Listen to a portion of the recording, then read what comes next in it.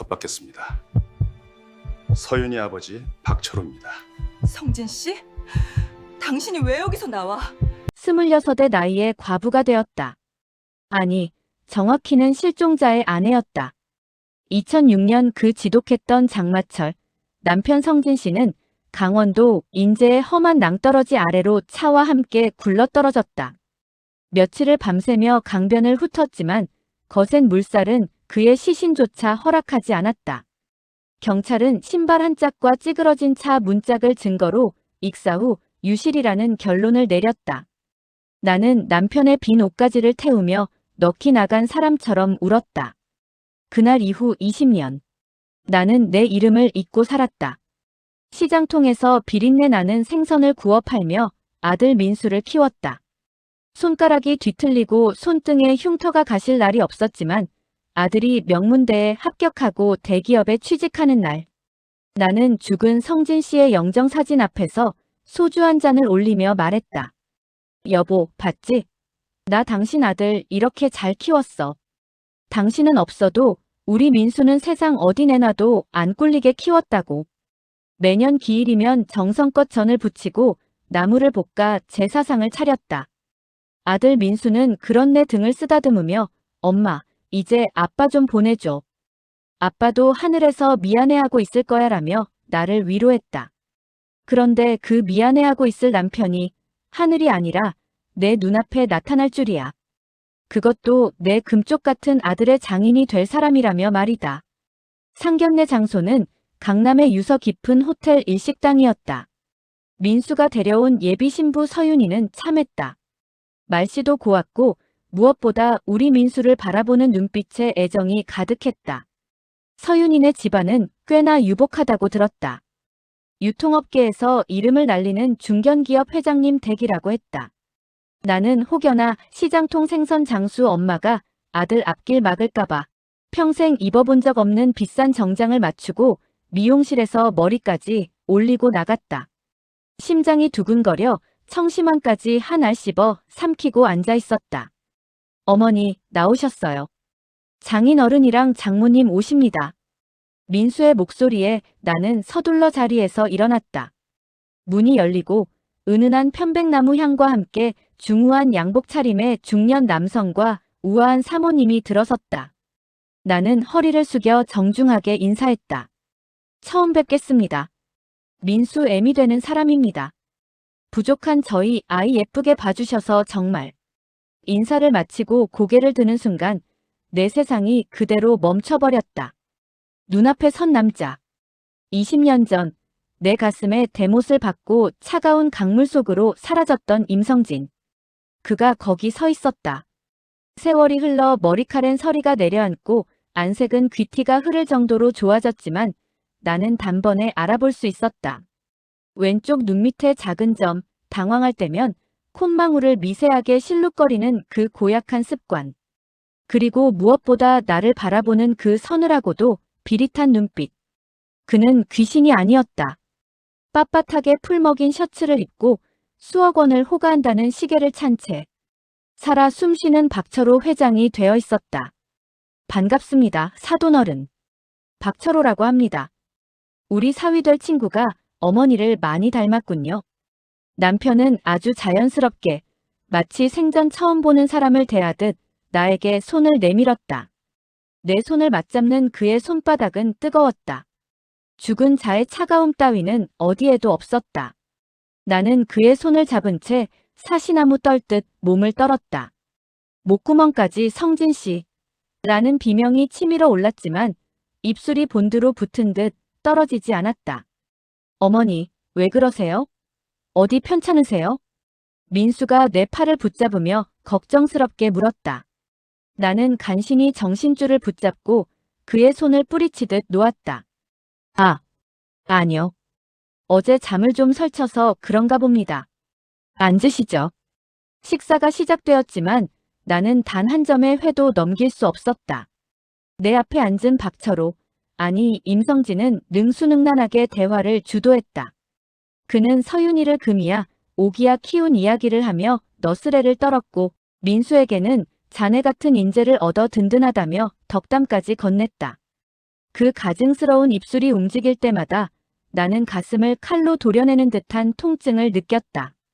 20년 전 그가 사고를 위장해 사라진 뒤 나는 빚쟁이들에게 시달려야 했다. 그가 남긴 도박빚과 사채는 오롯이 내 몫이었다. 갓도를 지난 민수를 업고 여관방을 전전하며 죽으려고 약을 털어 넣었던 게 몇 번이었던가. 그런데 그는 그 지옥 같은 시간 동안 이름까지 바꾸고 신분을 세탁하고 재벌가 딸과 눈이 맞아 왕처럼 살고 있었던 것이다. 상견례가 중반으로 치닫을 무렵 임성진이 잠시 실례하겠다며 자리에서 일어났다. 나는 기회다 싶어 화장실을 핑계로 그를 뒤쫓았다. 호텔 복도 끝, 인적이 드문 비상구 계단 앞이었다. 그가 나를 기다리고 있었다는 듯 걸음을 멈추고 돌아섰다. 아까의 온화한 회장님의 얼굴은 간데 없었다. 성진 씨. 당신, 정말 성진 씨 맞아? 어떻게 된 거야? 죽었다며. 강물에 휩쓸려 죽었다고 경찰이 그랬는데. 내 비명 섞인 물음에 그는 내 어깨를 거칠게 낚아채 벽으로 밀어붙였다. 그의 눈엔 반가움도 미안함도 없었다. 오직 자신의 성을 지키려는 맹수의 살기뿐이었다. 조용히 해, 이 여자야. 박철호야, 내 이름은. 임성진은 20년 전 그 강물에서 죽었어. 알아들어? 어떻게 당신이 이럴 수 있어? 우리 민수가 누구 아들인데. 당신 아들이라고. 당신 제삿밥 먹여가며 내가 어떻게 키웠는데. 나는 그의 가슴팍을 주먹으로 때리며 오열했다. 하지만 그는 내 손목을 부러뜨릴 듯 꽉 쥐며 얼굴을 바짝 들이밀었다. 그래서 여기서 다 불기라도 하려고. 내 정체 밝혀서 민수 장가가는 거 막을 거야. 내 딸 서윤이는 이 나라 재벌가 손녀야. 민수가 이 결혼만 하면 평생 고생 끝이라고. 근데 내가 입을 열면 내 인생만 망가지는 게 아니야. 내 아들 민수도 사기꾼 아버지를 둔 파렴치한 자식이 되는 거야. 알겠어? 그는 비릿하게 웃으며 내 뺨을 툭툭 쳤다. 선택해. 평생 사돈으로 대접받으며 내 돈 받고 조용히 살 건지 아니면 내 아들 인생까지 시궁창으로 끌고 들어갈 건지. 나는 잃을 게 많지만 너는 아들 하나뿐이잖아. 안 그래? 임성진은 차갑게 등을 돌려 식당 안으로 들어갔다. 혼자 남겨진 비상구 계단에서 나는 주저앉아 입을 막고 울었다. 20년 만에 만난 남편은 나를 안아주는 대신 아들의 미래를 인질로 내 목에 칼을 겨누고 있었다. 어둠 속에서 나는 생각했다.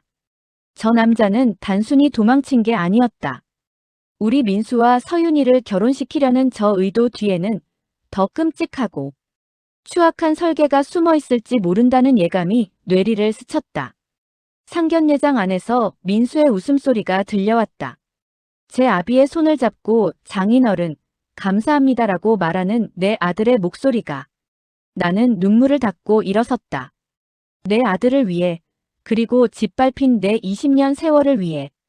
이제는 제 사상이 아니라 그가 세운 가짜 왕국을 무너뜨릴 차례였다. 상견례 자리로 돌아온 나는 유령처럼 앉아 있었다. 눈앞에서는 내 남편이었던 남자 임성진이 박철호라는 이름의 가면을 쓰고 내 아들의 손을 다정하게 맞잡고 있었다. 민수군, 우리 서윤이를 진심으로 아껴주게. 내게는 목숨보다 소중한 딸이라네. 그가 내뱉는 말 한마디 한마디가 날카로운 유리 조각이 되어 내 고막을 찔렀다. 목숨보다 소중한 딸. 그럼 당신 때문에 20년 넘게 비린내 나는 생선. 괴짝을 나르며 손마디가 뒤틀린 내 아들은 무엇이란 말인가. 서윤이는 행복에 겨운 듯 박철호의 팔짱을 꼈다. 아빠, 걱정 마세요. 민수 씨가 얼마나 잘해주는데요. 그 광경을 지켜보는 나의 머릿속에는 끔찍한 의혹이 뱀처럼 기어다니기 시작했다. 저 여자가 만약 임성진의 친딸이라면 박철호가 20년 전 도망치자마자 딴살림을 차려나은 자식이라면 내 아들 민수와 서윤이는 피를 나눈 남매가 된다. 26화에서 들었던 그 기괴한 혈연의 비극이 이번에는 내 아들의 목을 조르려 하고 있었다. 나는 구역질이 올라와 입을 틀어막았다. 집으로 돌아오는 길, 민수는 운전대를 잡고 연신 싱글벙글이었다. 엄마, 장인어른 정말 멋있으시지 않아? 사업가로서도 존경스럽지만 가족을 생각하는 마음이 정말 깊으시더라고. 나도 나중에 그런 아버지가 되고 싶어. 아들의 그 순수한 존경심이 내 가슴을 갈기갈기 찢어놓았다. 아들아, 내가 존경하는 그 남자는 내가 돌 때 너를 버린 사람이다. 내 아버지가 남긴 도박빚 때문에 우리가 길거리에 나앉았을 때 그는 이름까지 바꾸고 남의 집 안주인 옆에서 호의호식하고 있었다는 사실을 어떻게 말해줄 수 있을까? 그날 밤 나는 한숨도 자지 못했다. 장롱 깊숙한 곳에서 낡은 상자 하나를 꺼냈다. 남편의 사망보험금 청구가 거절되었던 20년 전의 서류들. 당시 경찰은 시신이 발견되지 않았다는 이유로 사건을 종결지으려 했지만 보험사는 고의 사고의 가능성을 제기하며 지급을 거부했었다. 나는 그때 보험사가 너무하다고만 생각했다. 하지만 이제야 모든 조각이 맞춰졌다. 그는 죽은 게 아니라 자기 목숨을 담보로 거액의 도박빚을 털어내고 새로운 신분을 사서 도망친 범죄자였다. 나는 다음 날 평생 모은 쌈짓돈을 들고 사설 탐정을 찾아갔다. 시장에서 잔뼈가 굵은 내게도 이런 음침한 사무실은 낯설었지만 아들의 인생이 걸린 일에 물불 가릴 처지가 아니었다. 박철호 회장.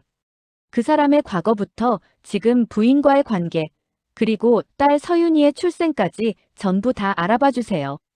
한치의 오차도 없어야 합니다.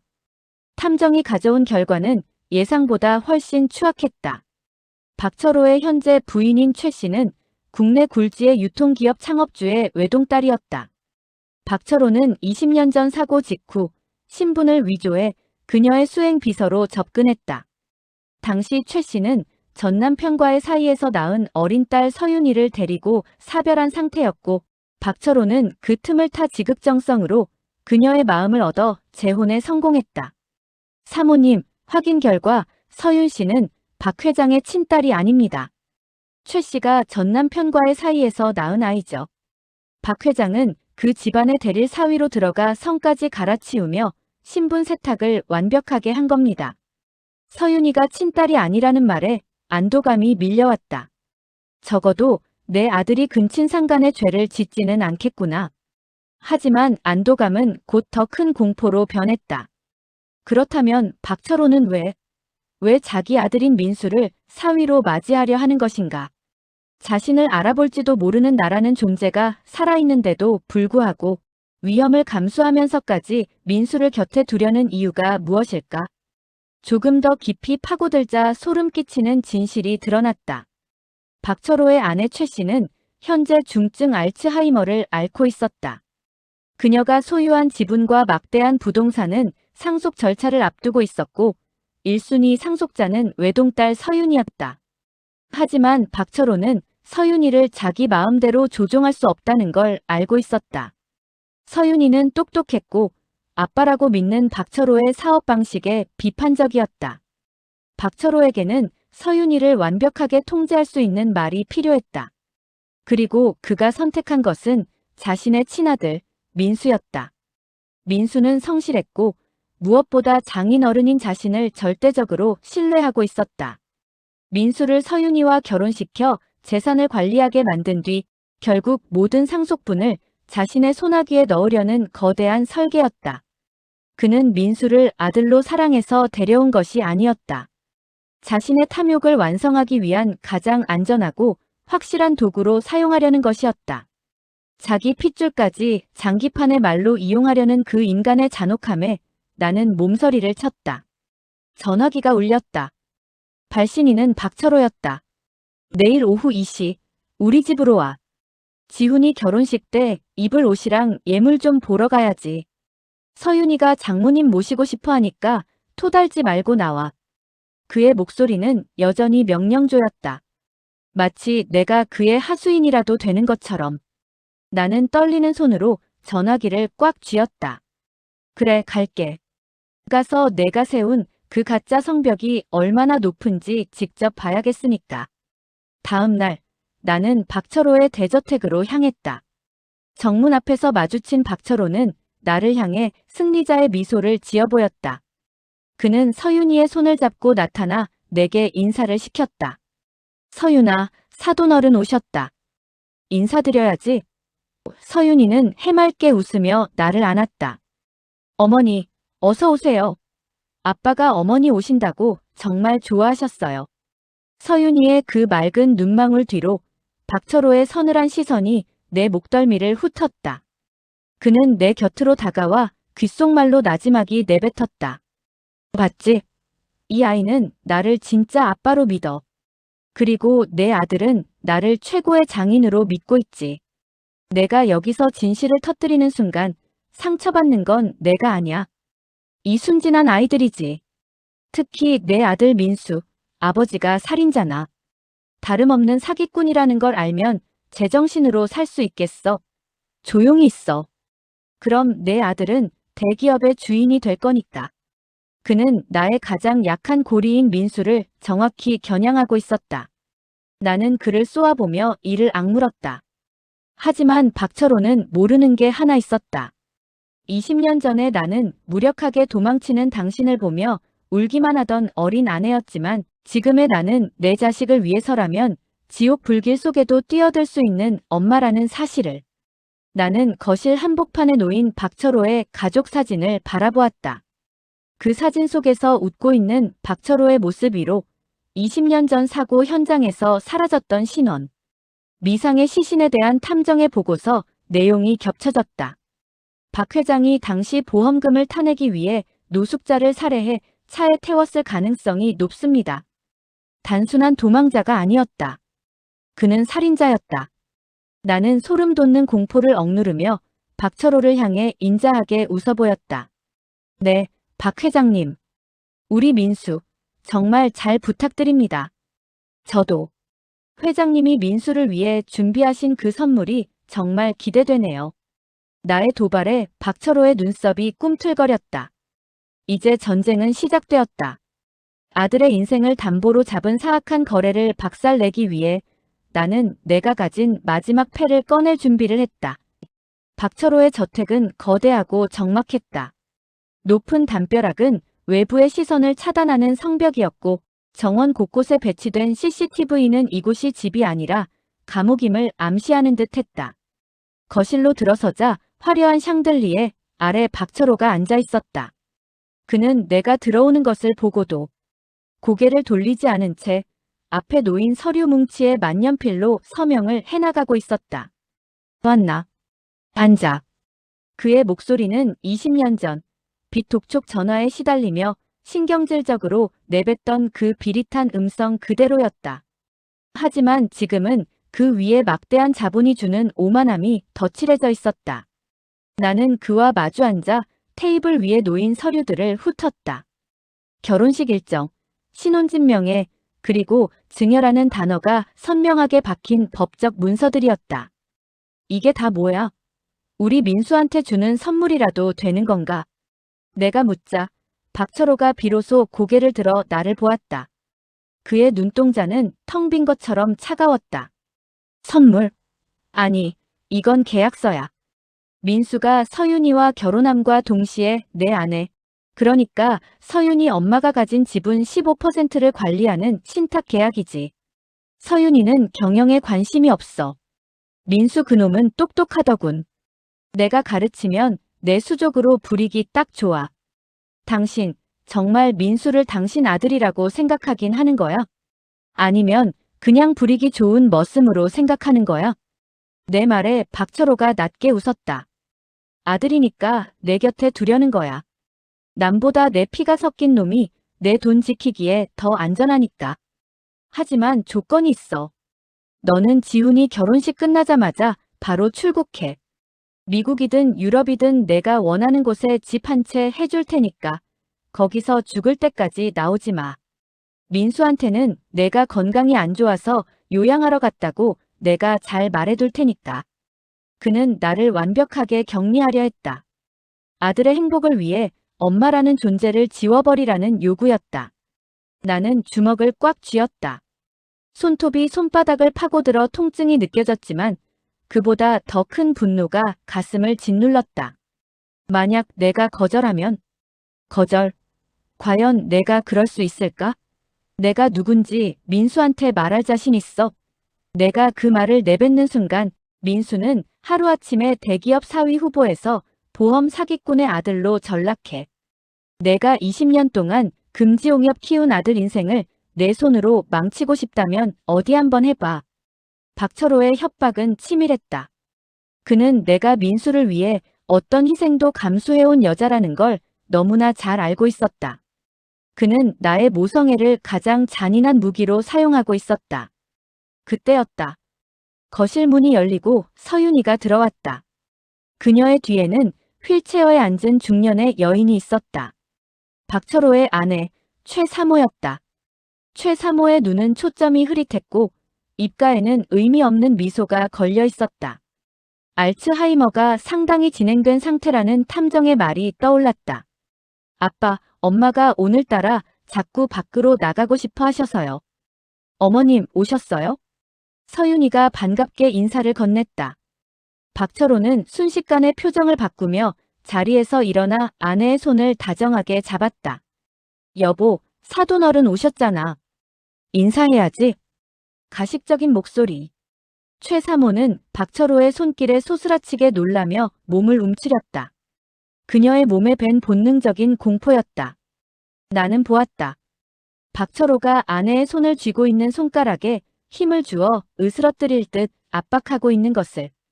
겉으로는 다정한 남편이었지만 그는 이미 아내를 살아있는 시체처럼 취급하고 있었다. 서윤이가 잠시 차를 내오겠다며 자리를 비운 사이 나는 최사모의 곁으로 다가갔다.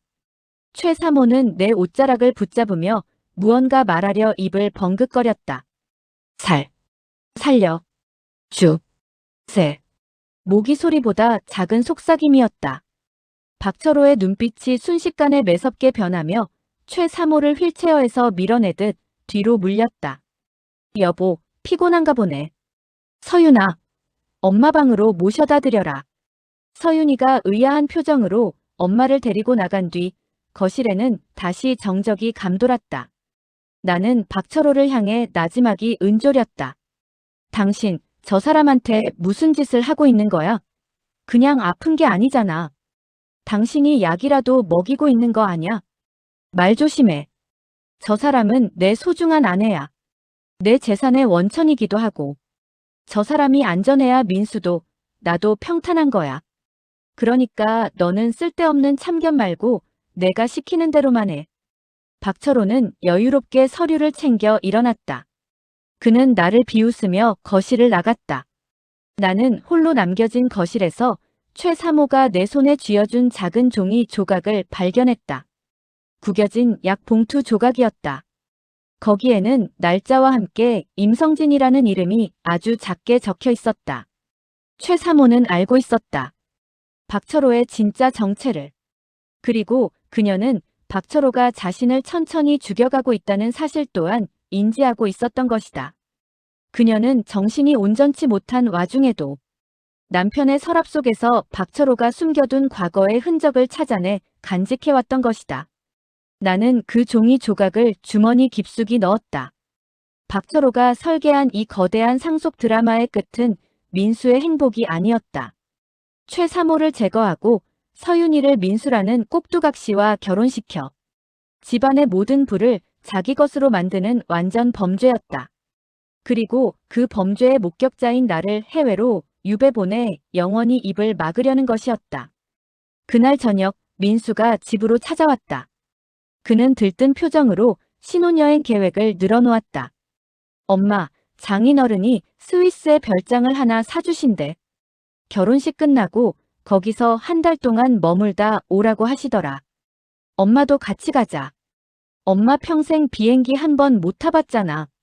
해맑게 웃는 아들의 얼굴을 보며 나는 가슴이 미어졌다. 박철호는 민수에게 독이 든 성배를 건네고 있었다. 민수가 그 성배를 마시는 순간 우리 아들은 아버지가 저지른 모든 죄악의 공범이 될 터였다. 민수야, 엄마는 괜찮아. 근데 민수야, 내가 존경한다는 그 장인어른. 정말로 그렇게 좋은 분이라고 생각하니? 내 조심스러운 물음에 민수가 고개를 갸웃거렸다. 그럼 엄마, 사업 수완도 대단하시고 무엇보다 사람을 아끼실 줄 알잖아. 나 같은 놈을 사위로 맞으려고 그 반대를 다 무릅쓰셨는데. 엄마, 장인 어른한테 서운한 거 있어? 있으면 나한테 말해줘. 민수는 이미 박철호가 쳐놓은 거대한 신뢰의 그물에 갇혀 있었다. 진실을 말하면 아들은 무너질 것이고 침묵하면 아들은 괴물의 수족이 될 것이다. 나는 민수의 거친 손을 잡았다. 아빠 없이 자라며 나를 돕느라 굳은 살이 박인 그 손. 아니야, 민수야. 엄마가 그냥 좀 걱정돼서 그래. 민수야, 어떤 일이 있어도 엄마는 내 편이라는 거 잊지 마. 알았지? 민수를 보내고 난 뒤 나는 탐정에게 전화를 걸었다. 박철호가 20년 전 사고 차량에 태웠던 그 노숙자. 그 노숙자의 신원을 확인할 수 있는 증거가 더 필요합니다. 그리고 최 사모에게 투여되는 약물의 종류도요. 박철호가 멈추지 않는다면 내가 그 인간의 심장에 직접 칼을 꽂는 수밖에 없어요. 창밖으로 비가 내리기 시작했다. 20년 전 남편이 도망치던 그날 밤처럼 차갑고 무거운 비였다. 박철호는 나를 무력한 여편네로 보고 있겠지만 그는 하나를 간과하고 있었다. 자식을 지키기 위해 20년을 지옥에서 버틴 엄마는 필요하다면 스스로 악마가 될 준비가 되어 있다는 사실을. 나는 어둠 속에서 최 사모가 준 종이 조각을 다시 꺼내보았다. 거기에는 임성진이라는 이름 옆에 날카로운 십자가 표시가 되어 있었다. 그것은 박철호에 대한 최 사모의 원망이자 내가 가야 할 길을 가리키는 지표였다. 이제 남은 시간은 얼마 없었다. 결혼식 당일 그 화려한 축복의 현장을 박철호의 장례식장으로 바꾸기 위한 나의 사투가 시작되고 있었다. 박철호의 저택은 낮에도 서늘했다. 대리석 바닥은 구둣발 소리를 날카롭게 튕겨냈고 높은 천장은 사람의 목소리를 기괴하게 울리게 만들었다. 나는 그 집의 주방 구석에서 서윤이가 내온 차를 마시며 거실 쪽을 살폈다. 박철호는 휠체어에 앉은 최 사모의 무릎에 담요를 덮어주며 다정하게 속삭이고 있었다. 그 모습만 보면 세상 어디에도 없는 헌신적인 남편이었다. 하지만 나는 보았다. 담요 아래로 가려진 최 사모의 손목이 박철호의 강한 악력에 하얗게 질려가는 것을. 최 사모는 고통을 느끼는지조차 모를 정도로 멍한 눈으로 허공을 응시하고 있었다. 어머니, 우리 아빠 정말 대단하시죠? 엄마가 아프시고 나서 한 번도 짜증낸 적 없으세요. 저런 분이 내 아빠라는 게 가끔은 꿈만 같아요. 서윤이가 내 곁에서 행복한 듯 웃었다. 그 웃음이 비수처럼 내 가슴을 찔렀다. 나는 서윤이의 고운 손을 잡았다. 이 아이는 아무것도 모르고 있었다. 자신의 아버지가 사실은 타인의 인생을 송두리째 훔친 괴물이며 지금 제 곁에 있는 엄마를 서서히 죽여가고 있다는 사실을. 서윤아, 혹시 사모님이 드시는 약, 아버님이 직접 챙기시니? 내 물음에 서윤이가 고개를 끄덕였다. 네, 아빠가 약 종류가 많다고 다른 사람 손 안 타게 직접 관리하세요. 엄마가 가끔 약 먹기 싫다고 투정 부리시면 아빠가 직접 입에 넣어주시기도 하고요. 왜요, 어머니? 아니야, 그냥. 사모님 안색이 너무 안 좋아 보여서. 나는 주머니 속의 약봉투 조각을 만지작거렸다. 어제 탐정에게 건네받은 분석 결과는 참혹했다. 최 사모가 복용하는 약물 중 일부는 알츠하이머 치료제가 아니라 인지 기능을 마비시키고 환각을 유발하는 강력한 신경 억제제였다. 박철호는 아내를 살려두되 아무 말도 할 수 없고 아무것도 기억할 수 없는 살아있는 인형으로 박제해두고 있었던 것이다. 상황이 이토록 긴박한데도 민수는 여전히 박철호가 쳐놓은 환상의 숲을 헤매고 있었다. 그날 저녁 민수는 결혼식 예복을 입어보며 나에게 자랑을 늘어놓았다. 엄마, 이 정장 한 벌에 얼마인 줄 알아? 내 연봉의 절반이야. 장인어른이 이런 건 최고급으로 해야 한다고 직접 맞춰주셨어. 엄마, 나 정말 장가 잘 가는 것 같아. 엄마 고생시킨 거 이제 내가 다 보상해줄게. 민수의 얼굴은 희망으로 빛나고 있었다. 평생 아비 없는 자식 소리 들으며 기죽어 지냈던 내 아들에게 박철호라는 존재는 20년 만에 나타난 구원자이자 완벽한 아버지의 표상이었다. 그런 아들에게 내 아빠는 살인자고 지금 내 장인어른 노릇을 하는 저 인간이 바로 내 아빠야라고 말하는 것은 민수의 영혼을 난도질하는 짓이었다. 나는 차마 입이 떨어지지 않아 아들의 넥타이를 매만져주는 것으로 대답을 대신했다. 결혼식을 이틀 앞둔 밤, 나는 다시 탐정을 만났다. 그는 인적이 드문 폐교사 근처에서 나를 기다리고 있었다. 그의 손에는 낡은 카세트 테이프 하나가 들려 있었다. 사모님, 이게 20년 전 사고 현장 근처의 공중전화 박스에서 녹음된 음성 파일 복사본입니다. 당시 경찰은 무시했지만 강 사장의 유가족이 평생을 간직해온 겁니다. 나는 떨리는 손으로 플레이어의 재생 버튼을 눌렀다. 치익거리는 잡음 너머로 20년 전 남편의 목소리가 흘러나왔다. 형이야. 강 사장 놈 처리했어. 술에 약 좀 탔더니 금방 골아떨어지더라고.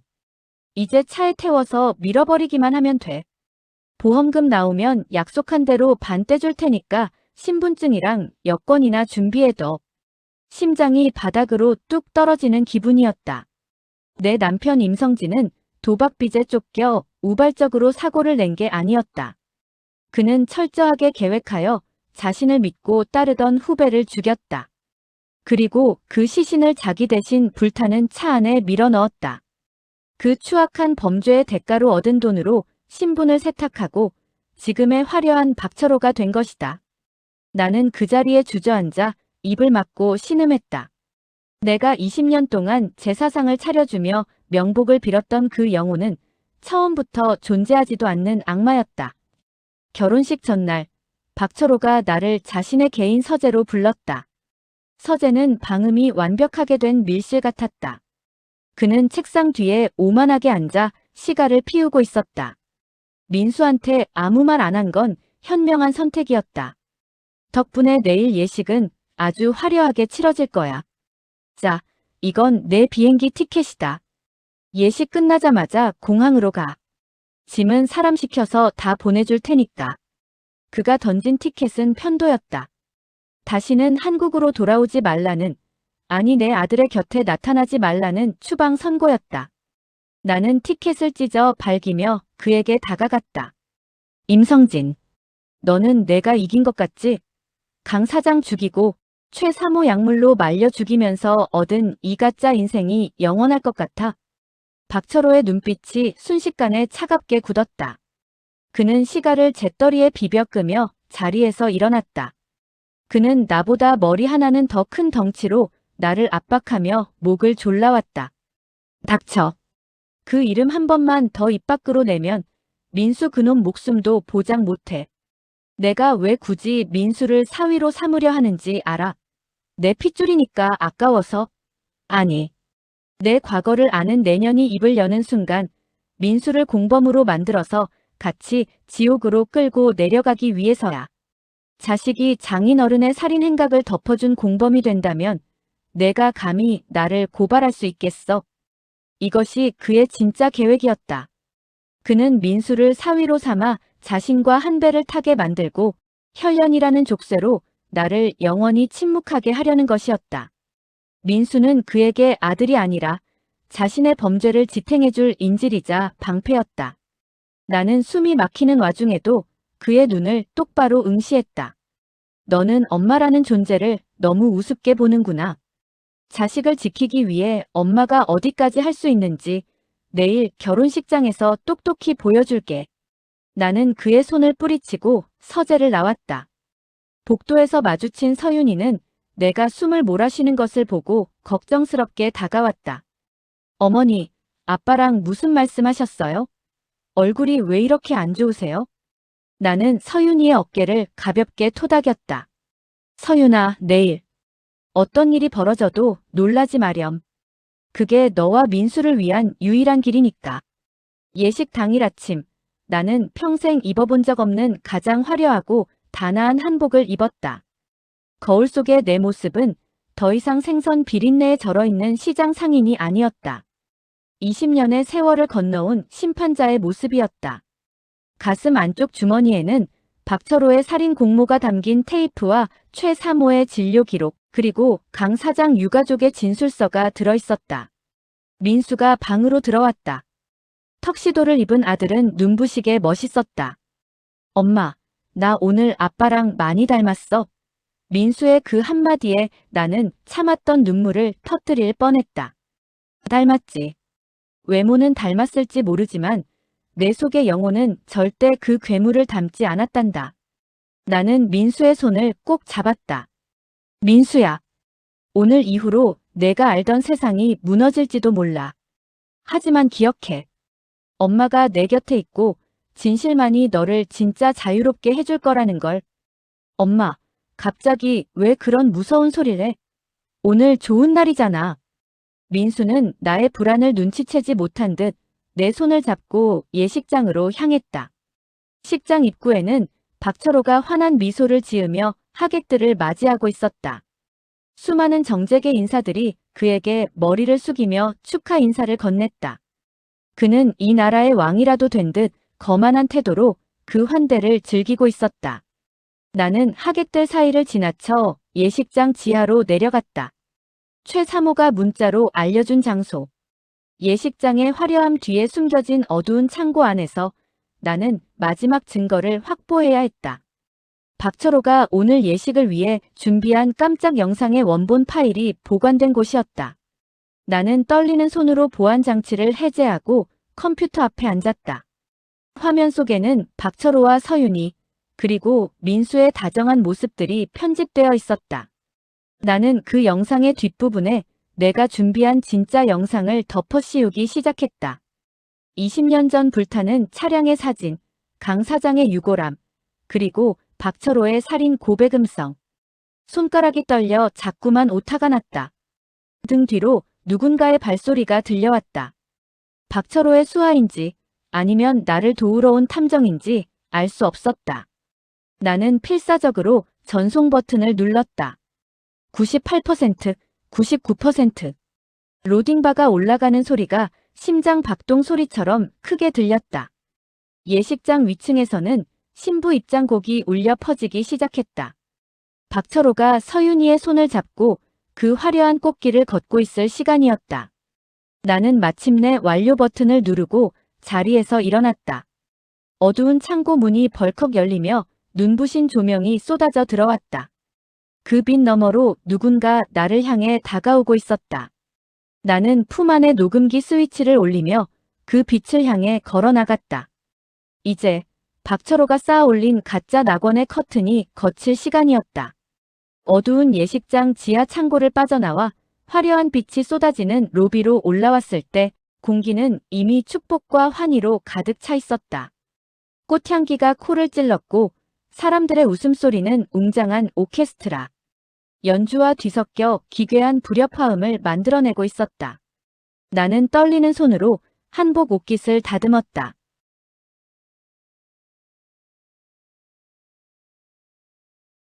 박철호는 민수의 어깨를 툭툭 치며 인자한 웃음을 지었다.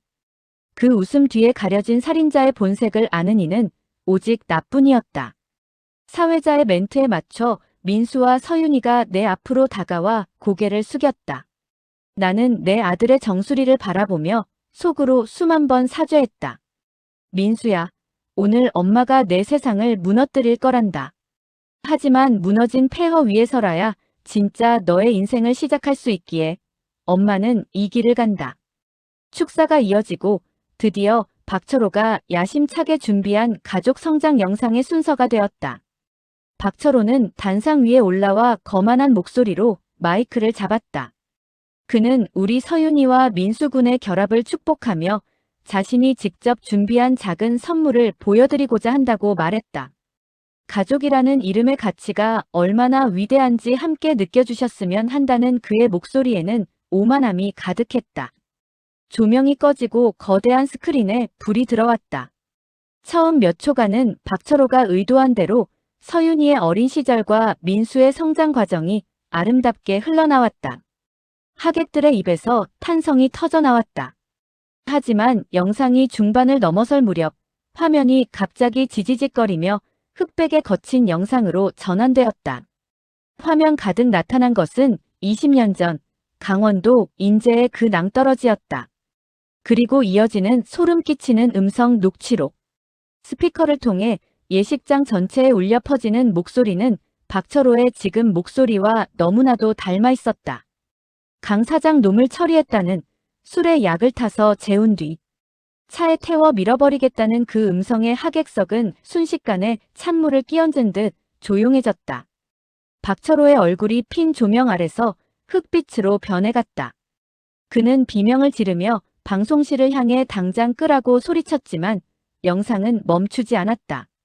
이어지는 화면에는 최 사모가 먹고 있던 약병들의 성분, 분석표와 그녀가 직접 쓴 피 맺힌 수기 메모가 나타났다. 임성진, 내 남편을 죽이고 나를 감옥에 가둔 악마라는 글자가 박혔다. 아빠, 이게 뭐야? 저 목소리. 아빠 맞잖아.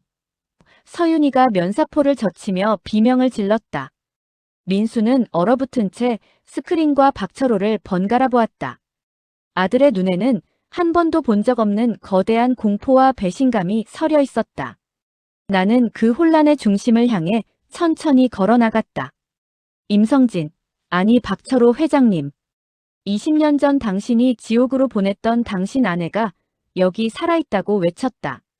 당신이 제사상에서나 받던 밥을 먹고 연명하며 당신 아들을 당신 앞에 데려왔으니 이제 그 가면을 벗을 때가 되었다고 일갈했다. 박철호는 광기 어린 눈으로 나를 노려보더니 단상 아래로 뛰어내려와 내 목을 잡으려 했다. 하지만 그보다 먼저 민수가 박철호의 앞을 가로막았다. 가까이 오지 말라며 당신이 정말 내 아빠냐고 묻는 민수의 절규에 박철호는 오해라며 발버둥 쳤다. 하지만 민수는 이미 진실을 마주하고 있었다. 나를 살인자의 아들로 만들고 도구로 쓰려 했느냐는 아들의 물음에 박철호는 답하지 못했다. 그때 예식장 입구를 막고 있던 경찰들이 들이닥쳤다. 살인 및 사체 유기, 그리고 최 사모에 대한 살인미수 혐의가 적용된 체포영장이 집행되었다. 박철호는 수갑이 채워지는 순간에도 나를 향해 침을 뱉으며 저주를 퍼부었다. 너 때문에 내 위대한 왕국이 무너졌다며 평생 거지처럼 살았어야 한다고 고함을 쳤다. 나는 그를 향해 허리를 숙여 아주 정중하게 마지막 인사를 건넸다. 당신의 왕국은 20년 전 그 낭떠러지에서 이미 무너졌으며 지금까지 누린 건 타인의 피로 칠한 신기루였을 뿐이라고 말해주었다. 이제 가서 당신이 죽인 이들과 영혼이 파괴된 이들에게 평생 속죄하며 살라고 덧붙였다.